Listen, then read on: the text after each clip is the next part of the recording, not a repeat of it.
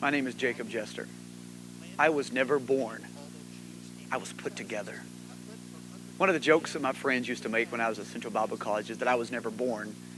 I was put together in the basement of headquarters from all the leftover parts of former pastors and evangelists. I guess it's because I'm a product of the Assemblies of God. I was born into Assemblies of God church to young Assemblies of God pastors. My dad was 17 years old when he pastored his first AG church, and I'm a fourth generation minister on his side and a third generation Assemblies of God minister on the other side. I come from a long legacy of men and women who believed that God wanted to do great things in their life. When I was just 9 years old, my mom and my dad believed that God had called them to West Africa. And so when I was just 9 years old, we left our home in Arkansas and traveled to a far-off nation, and God began to do extraordinary things. In fact, it was the time that I was in Africa that God formed my life and formed me to be the person that I am today. It's just fortunate that I was born into a great program, a great movement like the Assemblies of God. For over 100 years now, the Assemblies of God has been on the forefront of believing that God was going to do amazing things through a small group of people who knew that this was not the end, but in fact it was the beginning. In 1914, a few people got together in Hot Springs, believing that God wanted to do extraordinary things through their life. I remember standing on that plaque that still stands to this day on that street corner. I remember standing on that seal that's embedded in the cement on that corner and looking up at that building where those men and women met and feeling a ting inside of me, believing that there was something that began there that lasts until this day. It's just fortunate that a man like myself has been able to be born into such an extraordinary movement. I went to Central Bible College in the fall of 1999, and God began to form me to an even greater degree. I majored in youth ministry, and then when I was 21 years old, I set foot on the evangelistic field for the first time. I'm now 30 years old, and for almost 9 years now, I've been traveling and preaching this word, this great and incredible word that is the power of the cross, to see people come to know Jesus Christ. For 9 years now, I've had the opportunity to preach camps all over America, in some of your cities and in some of your states.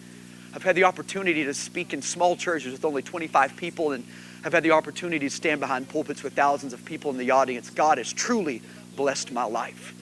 He's blessed me to the fact that I've seen people healed and get up out of wheelchairs. I've seen young men come to the altar and know that God has called them to greater things. I've been fortunate. In fact, it's been a blessing that God has allowed me to be inside of this movement, to see that through the Assemblies of God, great and mighty things are coming, not only to this nation, but around the world.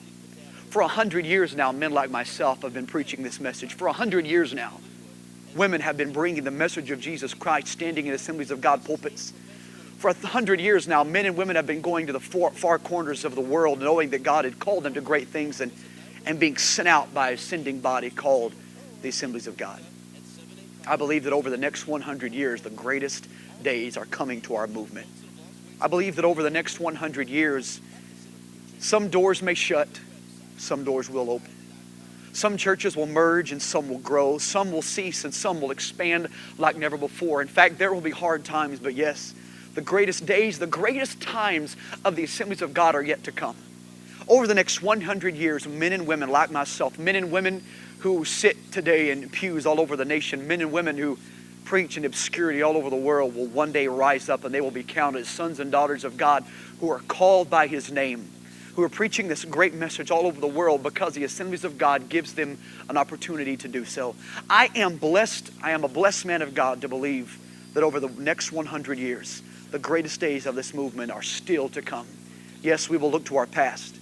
We will look to our forefathers and our foremothers who led us on a great journey. We will look to our sons and daughters to take us yet further than we've ever been before. We will look to our fathers, we will look to our mothers, and we will say that we have been blessed of God to be led by such great men and women like Thomas Zimmerman. We've been blessed of God to be led by such great men as George Wood. We've been blessed of God. And those leaders who are with us now will be the men and women that we look to in our future, the men who've paved a way. And leaders will rise, leaders will come. But there has to be somebody, there has to be one person who believes that God is going to use them. There has to be one person who will stand up in the middle of a crowd at a youth camp.